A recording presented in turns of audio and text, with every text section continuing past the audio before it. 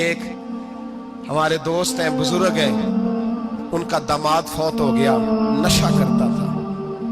تو میں تعزیت کرنے ان کے گھر پہنچا تو کھڑے ہو گئے ہاتھ باندھ کے، کہنے لگے حضرت صاحب باقی ساری گلاں چھڑ دیو، صرف نشے تے تقریر کریا کرو۔ وہ جب جیتا تھا تو تب بھی اس کے بچے یتیم ہی تھے، یتیم ہی تھے۔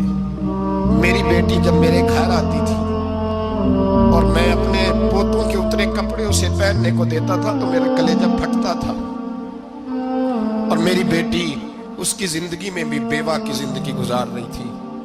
وہ میری بہوؤں کے اترے ہوئے کپڑے پہنتی تھی، کوئی دعا کرو، کوئی جلسے کرو، یہ لت ختم ہو جائے۔ اور کہنے لگا اب میرے وہ چلا تو گیا ہے، دادا دادی اس کے پہلے کوئی نہیں، چچا ہے کوئی نہیں، جب تک تو میں زندہ ہوں ان نواسوں کو کوئی روٹی کا لقمہ، کوئی کپڑا مل جائے گا، لیکن سوچتا ہوں میں بوڑھا ہوں، مر گیا تو ان کو کوئی پوچھے گا بھی، کون ان کی خبر؟ اتنا ظلم اس قوم سے، اتنی زیادتی، اور آرام سے لکھ کر لوگ گزر گئے کہ یہ 70 لاکھ ہے، ان کا درد تو سمجھو، تکلیف تو سمجھو۔ 7 فٹ کا سونا جوان اور نشے کا عادی ہے تو کسی نالی میں پڑا ہوا۔ اور میں نے کہا اس قوم کے ساتھ اس سے بڑا بھیانک مذاق کیا ہوگا؟ کوئی دانشور تھا بڑا ظالم، اس ظالم سے کوئی مشورہ لینے آیا، اس نے آ کے کہا تو بڑا ظالم ہے، بڑے کڑوے مشورے دیتا ہے، میرا ایک دشمن ہے، میں اس سے بدلہ لینا چاہتا ہوں، میرا دل کرتا ہے اس کا بچہ قتل کر دوں تاکہ وہ تڑپے۔ تو ظالم نے کہا اسے قتل نہ کر، وہ تو اس کا باپ 2-4 مہینے رو کے چپ کر جائے گا، پھر میں سخت سزا دینا چاہتا ہوں، مشورہ دے۔ تو اس نے کہا اس کے بچے کو نشے پہ لگا دے، جس کا بچہ نشہ کرے گا وہ باپ روز مرے گا، روز جیے گا، وہ ماں روز مرے جیے گی، نشے پہ لگا دے۔ اس قوم کے ساتھ سب سے بڑا ظلم یہ ہوا کہ ملت کا جوان نشے پہ لگ گیا، ڈرگز پہ لگ گیا، اتنے تباہ حالات ہوئے کہ جوان چڑھتی جوانیاں، اماں نے کتاب دے کے بھیجا تھا، اور کالج سے واپس آئے تو نشے کے ٹیکے ہاتھوں میں پکڑے، ٹیکے۔ اور آپ کے اس ملک کے اسلام آباد میں ایک دن میڈیا نے وہ خبر بھی وائرل کی اور وہ چیز بھی دکھائی لوگوں کو، 3 مہینے کا بچہ لے کے نشئی سڑک پہ آ گیا، اس نے کہا میرا نشہ ختم ہو گیا، میرا بچہ خرید لو، 2 پڑیاں دے دو۔ تو وہاں بیبیاں جو سن رہی تھی وہ بھی چیخیں مار کے رو رہی تھی۔ یہ ظلم کیا اس قوم کے ساتھ، اور کرپشن کی لعنت نے اجازت دی سپلائی کرنے والوں کو کہ گلی گلی بیچے، گلی گلی۔ انہوں نے کچھ تھوڑا ظلم نہیں کیا ان حکمرانوں نے، اور ہماری اپوزیشن اس کو نہ صرف اتنا پتا ہے کہ یہ جائیں اور ہم آئیں، اس سے زیادہ کوئی غرض نہیں۔ بھائی کرپشن کے خلاف نکلے ہو تم، نشے کے خلاف کس دن نکلو گے؟ جوئے کے خلاف کس دن؟ قوم تو مر رہی ہے نشے سے، اس کے خلاف میدان میں کب آؤ گے؟ صرف اتنا ہے کہ یہ جائیں اور ہماری باری آئے، اس سے زیادہ کچھ نہیں۔ جتنے مجرم وہ ہیں اتنے ہی تم بنتے جا رہے ہو، اس لیے کہ اصل بات پر نہ وہ آتے ہیں اور نہ اصل بات پر یہ آتے۔ بھائیو، میرے نبی پاک صلی اللہ تعالیٰ علیہ وسلم، اور ایک اور تماشا ہے، یہ میرے پہ اللہ کا یہ احسان رہا، اس لیے نہیں کہ میں پرہیزگار آدمی نیک، اس لیے نہیں، ویسے ہی اللہ بعض اوقات اسباب بناتا ہے، سبب بناتا ہے۔ مجھے نہ شراب کے رنگ کا پتہ ہے، نہ اس کی خوشبو کا پتہ ہے، نہ میں نے کبھی زندگی میں دیکھی ہے، یہ کرم ہے میرے حضرت صاحب کا، میں نے نہیں دیکھی، مجھے نہیں پتا کیسی ہوتی ہے، کچھ باتیں میں نے سنی ہیں۔ ایک محفل میں بیٹھا تھا مجلس میں، تو ایک شخص نے کہا کھانسی نہیں جاتی بچے کی، دوسرا اس کو مشورہ دے رہا ہے، کھانسی نہیں جاتی، بڑی دوائی دیسی بھی فلاں بھی بڑی کھائی، مشورہ دیا اس کو کہ تو اس طرح کر، اس کو نا شراب کے 2-4 چمچے پلاؤ، کہتے ہیں نہیں اس کو نا یہ پلاؤ تو صحیح ہو جائے گی۔ تو میں نے پلٹ کے اس کی طرف دیکھا، میں نے کہا کوئی عقل کا کیا مشورہ کر، بولنا میرا تجربہ ہے۔ میں نے کہا تیرا تجربہ افضل ہے یا رسول اللہ کا فرمان زیادہ افضل ہے؟ تیرا تجربہ افضل ہے۔ حضرت ام سلمہ رضی اللہ تعالیٰ عنہ کہتی ہے میں نے عرض کی یا رسول اللہ صلی اللہ علیہ وسلم، میری بچی بڑی بیمار ہے، تو مجھے کسی نے کہا ہے یہ تھوڑی سی نشے والی چیز ہے، یہ بنا کے تیار کر کے دو، صحیح ہو جائے گی، بیمار ہے بچی تو یہ نشے والی چیز ہے، اس کو تیار کر کے دو، تھوڑا نشہ ہے۔ اگرچہ بعض، میں نے شروع میں کہا، بعض لوگ मरीज को, सख्त मरीज को ऐसी अद्वियात जो मजबूरी बन जाए उसकी गुंजाइश और इजाजत देते हैं। मोहतात उलमा तो उसमें भी बहुत सारी चीजें पहले बयान करते हैं, लेकिन उसने कहा जी निरा नशा देना है शिफा के लिए। हज़रत उम्मे सलमा कहती है मेरे नबी पाक ने मेरी तरफ देखा, मेरी तरफ। तो मैंने कहा या रसूलल्लाह आप क्या फरमाना चाह रहे हैं? तो नबी पाक ने फरमाया उम्मे सलमा कभी नापाक चीज में भी शिफा हुई है, कभी नापाक चीज में भी, कभी शराब और खमर में भी शिफा हो सकती है। शिफा रब करीम ने रखी है पर शहद के अंदर रखी हुई है, शिफा अल्लाह ने रखी है कुरान मजीद में रखी हुई है। तो इसमें भी कभी ये हुजूर ने बयान किया है कि इसके अंदर शिफा हो सकती, तो उम्मत कितनी दिलेरी करती है जो ये मशवरे देती है कि उसके अंदर नशा है, शराब है, तो खांसी चली जाएगी, तो फलानी बीमारी चली जाएगी। ना आओ इन चीजों पे, ना अपने ईमान को खराबी दो और ना ऐसी बातें करो जिससे कि डायरेक्ट रसूलुल्लाह सल्लल्लाहु अलैहि वसल्लम के वाज़ेह इरशादात की मुखालफत हो। मेरे नबी पाक सल्लल्लाहु अलैहि वसल्लम ने फरमाया, और फिर कुछ लोग कहते हैं थोड़ी पी है जी। अब तो मैं तज्ज़िये में पढ़ रहा था कि ऐसी शराब इजाद हो गई है, लोग शराब पीते हैं और वो मस्त भी रहते हैं, कार भी चलाते रहते हैं, कहते हैं जी नहीं हमारा ज़हन माऊफ नहीं हुआ तो ये वाली सही है, नशा नहीं लाती। मेरे नबी पाक सल्लल्लाहु अलैहि वसल्लम ने फरमाया जिस चीज की थोड़ी मिकदार, ज्यादा मिकदार हराम है, उस चीज की थोड़ी मिकदार भी हराम है। जिसकी ज्यादा मिकदार हराम है उसकी थोड़ी भी, तो खमर और शराब अगर फुल पीना जायज नहीं तो थोड़ी पीना भी जायज, ये हराम है और हराम थी और कयामत तक हराम ही रहेगी। मेरे नबी पाक सल्लल्लाहु अलैहि वसल्लम ने मना किया और हुजूर ने इज़हारे नापसंदीदगी फरमाया, और मैं 40 दिन तो इबादत ही कबूल नहीं होती शराब पीने वालों जब तक सच्ची तौबा ना करे। एक दिन सहाबा बैठे थे सारे, हजरत अबू बकर सिद्दीक भी थे, फारूक आजम भी थे, उस्मान गनी भी थे, ढेर सारी तादाद थी सहाबा की, सारे तशरीफ फरमा थे। हजरत अब्दुल्लाह इब्ने उमर रदियल्लाहु ताला अन्हु हदीस के रावी हैं और मुस्तदरक अल हाकिम के अंदर, इब्ने हब्बान के अंदर ये रवायत मौजूद है। फरमाते सहाबा ना बात कर रहे थे और बात ये कर रहे थे कि यार लोगों को गुनाहों से कैसे रोका जाए, लोगों को गुनाहों से गुफ्तगू से आबा ये कर रहे थे। अब्दुल्लाह इब्ने उमर कहते हैं बैठे थे और ये गुफ्तगू कर रहे थे कि गुनाहों से प्लानिंग जी होती थी, उनकी जो महफिलें होती थी ना बैठ के, वो खुशगपियां नहीं होती थी, बल्कि वो तबलीग की, जद्दोजहद की, लोगों को बुराई से मना करने के लिए बैठते थे, उस पर मनसूबा बंदी करते थे, प्लान करते थे, आगे तरतीब देते थे। गुफ्तगू हो रही थी तो अब आपस में बात होने लगी कि कौन सा गुनाह ज्यादा बुरा है जिस पर सबसे पहले काम किया जाए।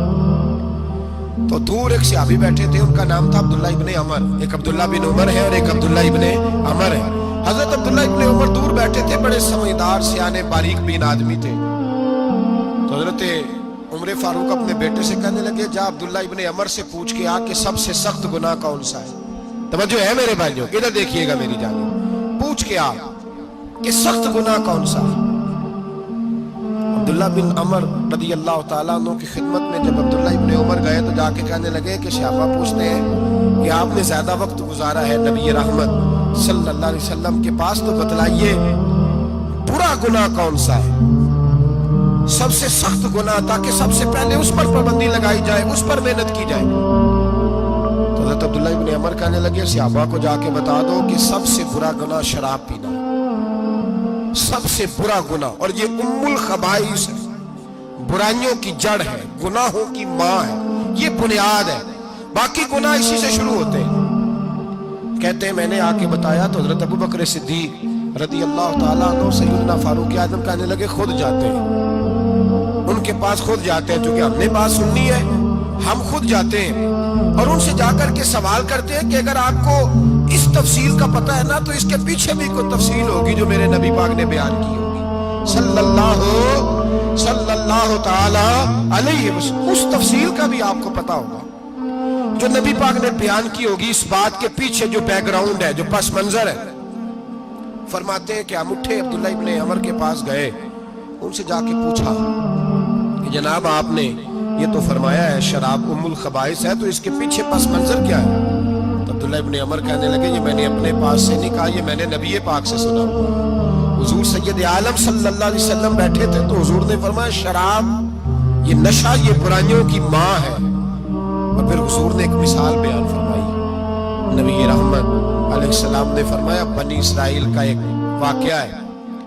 ایک خوبصورت جوان تھا, ایک عورت کا دل آ گیا اس پر. یہ یاد رکھ لیں, ہم لڑکوں کو منع کرتے رہتے ہیں لیکن ہمیں گھر کی بچیوں پر بھی توجہ دینی ہوگی, ہمیں ان کے فون پر بھی نگرانی کرنی ہوگی, ہمیں وہاں بھی غور کرنا ہوگا. اس لیے کہ اگر کوئی بچی گنجائش نہ دے تو میرا خیال ہے کہ لڑکا جرت کرنے کی طاقت نہیں رکھتا. تو وہاں بھی ان کی اماں سے کہے کہ پابندی لگائے, بچی کسی کا موبائل لے کر کے کہیں اس کو استعمال تو نہیں کر رہی, اس پودے پر بھی توجہ دے, درخت بننے سے پہلے اس کی بھی نگرانی کریں, یہ بھی بڑا ضروری کام ہے.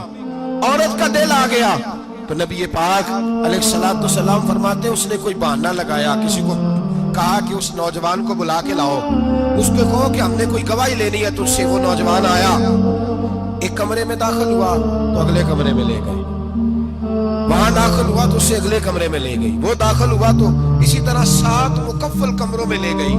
میرے کریم رسول میرے محبوب پاک علیہ السلام فرماتے, صحابہ کو سمجھا رہے ہیں میٹھے لب و لہجے میں, فرماتے جب سب سے پچھلے کمرے میں لے گئی تو ایک لڑکا بندھا ہوا تھا وہاں رسیوں سے, شراب کا پیالہ پڑا ہوا تھا. اور بی بی کہنے لگی کوئی گواہی شواہی نہیں لینی, تجھے اس لیے بلایا ہے کہ تیرے اوپر دل آ گیا ہے, اب میرے ساتھ منہ کالا کر.